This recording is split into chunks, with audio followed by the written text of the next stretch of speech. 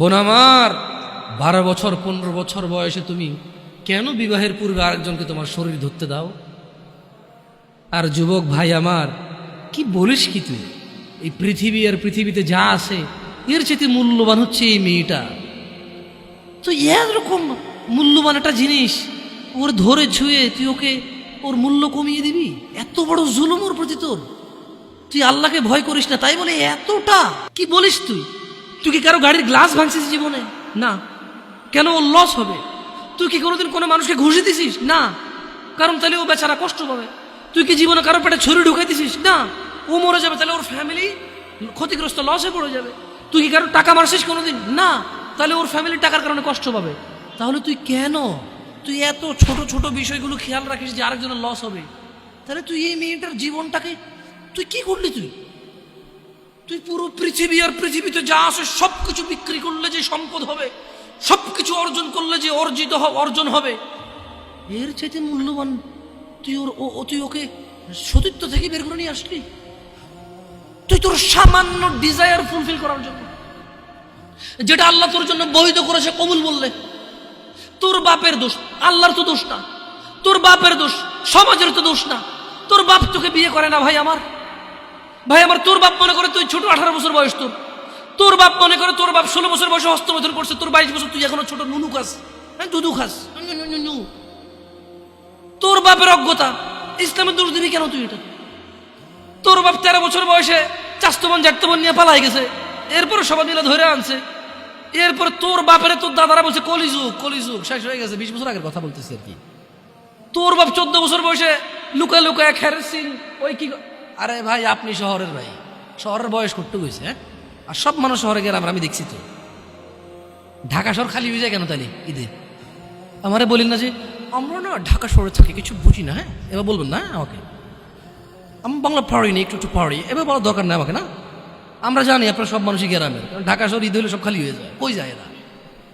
হ্যাঁ, তো তোর বাপ ওই যে এখন কেউ বলি না যে সুপারি বাগান চেনেন না, ওই যে খেরের চিন, এগুলো বোঝেন না, বললেন না আমার যে জামশেদ ভাই যে কন্টেক্সটে কথা বলার বুঝে আসে না। হ্যাঁ, একটু শিখেলে তো ও বলার দরকার নেই, কেমন? আমি জানি আপনি বুঝেন না, বুঝেন ভান করার দরকার নেই।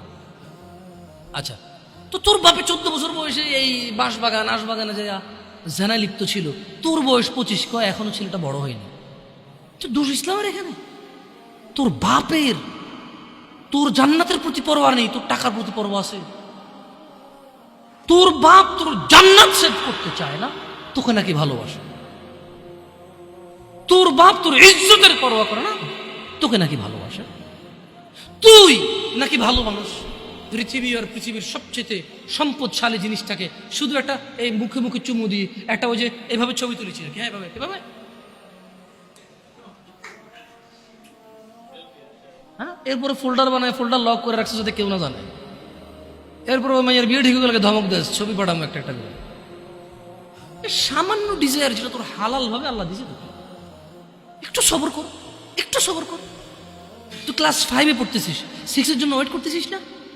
তুই ক্লাস 8-এ পড়িস ভাই আমার, ছোট পিচ্ছি সোনামণি ভাই আমার। তোকে আমি আমার মাথায় রাখি, তুই বলছিস রাগ করিস না। তুই বললে আমি না অত তো সিনেমা নাটক দেখি না, তোরাই কোস। তুই বললে আপন, তাই তোরা আপন করে বলতেছি। আবার কোস না হুজুরের ব্যবহার খারাপ। উনি তুই করে কেন বল, উনি এভাবে কেন কথা বলেন, নিজেকে কি মনে করে? না, তোরাই ডায়লগ দিস, আসলে তুই বললে আপন মনে। আমি এই জন্য ভাই, তোরা আমার কোসিস তুই বললে আপন, আমি তুই বলি। আমি তো সৌদি আরব বড় হয়েছি, আমি তো দেশে বড় হইনি। আমি আসার পর সব ডায়লগ দেখছি, আসলে আপন জনকে তুই বলে। হ্যাঁ, তুই বললে আপন মনে হয়, আমি তোরা আপন মনে করি। কেন? 1450 বছর আগে আল্লাহ আমার কাছে তুই আমার ভাই, কত আপন তুই চিন্তা কর। তোরা তুই কমু না কারে কমু রে ভাই আমার? তুই আমার আচরণে যাইস না। হ্যাঁ, তুই আমার কত পুরনো ভাই তুই জানিস? আমার মায়ের পেটের ভাইটা আমি যেদিন জন্ম হয়েছি বুঝতে পারছি, সেদিন আমাকে আমার বাপ মা, আমার পরিবেশ বলছে আমার মায়ের পেটের ভাই। কিন্তু অ্যাজ এ মুসলিম তুই আমার ভাই। 1450 বছর আগে এটা ঘোষণা হয়ে গেছে পৃথিবীতে। তোকে যদি আমি তুই না বলি, আদর করে না বলি, আপন না মনে করি, কাকে মনে করবো রে? তুই তো আমার তুই তো আমার আপন। এমন করিস না ভাই আমার, তোর বয়স সবে 14 বছর। একটু অপেক্ষা কর, একটু অপেক্ষা কর। তোর বাপ বিয়ে করেছে, তুই পৃথিবীতে আসছিস, তুই এমনি এমনি আসিস নি। তুইও বিয়ে করবি, তুইও পৃথিবীর সমস্ত সুখ পাবি ইনশাআল্লাহ। তোর ছেলে সন্তানও এমনি এমনি আসবে না। তুইও আল্লাহর দেওয়া নিয়ামত উপভোগ করবি এবং আল্লাহর প্রশংসা করবি। অপেক্ষা কর ভাই আমার, অপেক্ষা কর। খবরদার, বেখেয়ালি হওয়া যাবে না, বেখেয়ালি হওয়া যাবে না। আর নিজের সামান্য ডিজায়ারকে ফুলফিল করার জন্য পৃথিবীর সবচেয়ে দামি সম্পদটাকে সবচাইতে সস্তা নিকৃষ্ট করে দেওয়া যাবে না। কেমন?